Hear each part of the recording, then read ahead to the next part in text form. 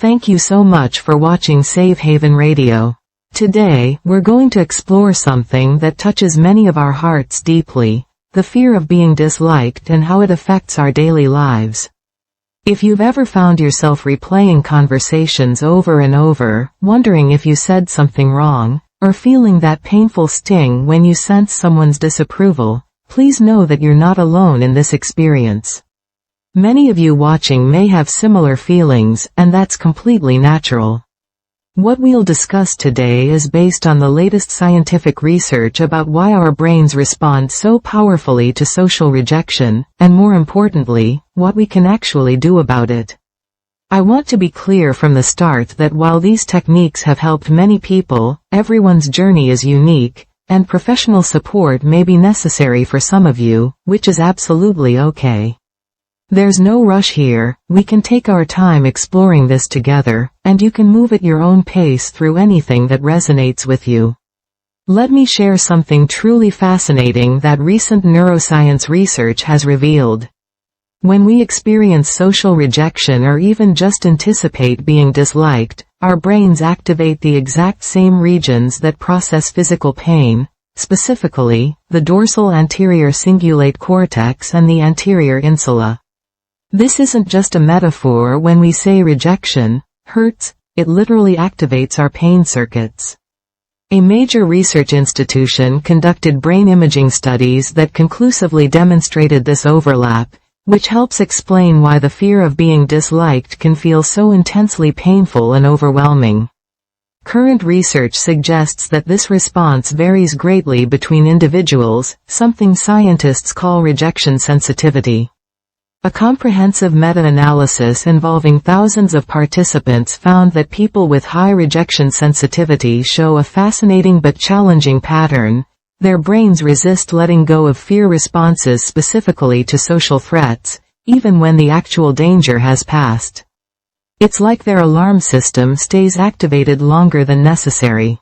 However, and this is the encouraging part, the same research shows that these patterns are not fixed. They're learned responses that can be systematically changed through evidence-based techniques. What's particularly promising is research from 2024 that examined mindfulness and self-compassion interventions. In a randomized controlled trial, participants who practiced just 14 days of brief mindfulness exercises showed significant improvements in emotion regulation and self-compassion. The effect sizes were remarkable, with a 0.88 effect size for overall social anxiety reduction, which in research terms is considered a large effect. Even more encouraging, these improvements continued growing for 12 months after the intervention ended. There's still much we don't understand about exactly why some techniques work better for certain individuals, but the evidence is clear that change is possible. Now, let's talk about practical methods you can try, always within comfortable limits for you. The first technique I want to share is the self-compassion break, which has been validated in multiple studies. When you notice self-criticism about being disliked arising, pause for a moment. Place your hand gently on your heart. This physical gesture actually activates your caregiving system.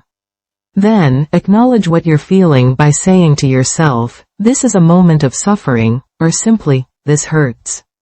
Next, remind yourself that fear of rejection is part of the shared human experience. Everyone feels this way sometimes. Finally, offer yourself the same kindness you'd give a dear friend. May I be kind to myself in this moment. Research shows that practicing this simple technique for just 5 minutes daily over 2 weeks can significantly reduce social anxiety symptoms. The second method is cognitive reappraisal, which studies have shown reduces anticipatory anxiety by up to 69%. Here's how to practice it safely. When you're anticipating a social situation where you might be judged, take 10 to 15 minutes beforehand to write down your automatic thought. For example, everyone at the meeting will think I'm incompetent. Then, challenge yourself to write 3 alternative interpretations. Maybe, some people might be too focused on their own presentations to judge mine, or, even if someone disagrees with my ideas, it doesn't mean they dislike me as a person, or, Past experience shows that my worst fears rarely come true. This isn't about forcing positive thinking, it's about considering realistic alternatives to our most catastrophic predictions. The third technique involves gradual social exposure combined with self-compassion, which research shows is more effective than exposure alone. Start very small with interactions that feel only slightly uncomfortable. Maybe it's making brief eye contact with a cashier or saying thank you to someone who holds a door. Rate your anxiety before and after on a scale of 1 to 10. The key here is to pair each exposure with self-compassion rather than self-criticism. If you feel anxious, that's okay, you're being brave. Research shows that after just 10 of these gentle exposures, anxiety typically decreases by 40%. But please, don't blame yourself if you can't continue every day. Small changes are important progress too. There's also a beautiful technique from attachment research called security priming. Each morning, spend just 3 minutes visualizing a time when you felt completely accepted and valued.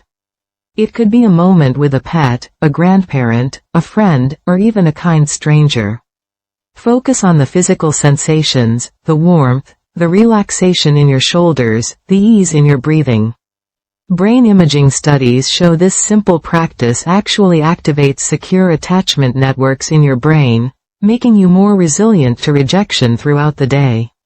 If you have concerning symptoms or if your fear of rejection is significantly impacting your daily life, please do consult with a mental health professional. There's no shame in seeking support, it's actually a sign of wisdom and self-care. To summarize what we discussed today, let me share the key points that can help you on this journey. First, the pain you feel from social rejection is real. Your brain processes it just like physical pain, so please be gentle with yourself about having these feelings. Second, brief daily mindfulness and self-compassion practices can transform your relationship with rejection in as little as 14 days. Third, the technique of cognitive reappraisal, writing down alternative interpretations, can reduce your anticipatory anxiety by more than half. Fourth, combining gradual social exposure with self-kindness, rather than self-criticism, helps rewire your fear responses more effectively. Fifth, morning visualization of times you felt accepted primes your brain for more positive social connections throughout the day. And sixth, remember that everyone has different levels of rejection sensitivity, and wherever you are on that spectrum is okay. Change happens at your own pace. As we come to the end of today's discussion, I want you to know that struggling with the fear of being disliked doesn't make you weak or broken. It makes you human. Change does take time, and that's perfectly fine. You have value exactly as you are right now, even while you're working on feeling more comfortable in social situations. Every small step you take matters, even if it doesn't feel like it in the moment. If today's content provided any support or comfort to you, please hit the like button. It helps others who might be struggling find this information too. And if you'd like to continue learning about mental health topics together, please consider subscribing to Safe Haven Radio. Remember, this video provides educational information and isn't a substitute for professional medical advice or treatment. May your hearts feel a little lighter after our time together today. Thank you so much for listening to Safe Haven Radio, and please take gentle care of yourselves.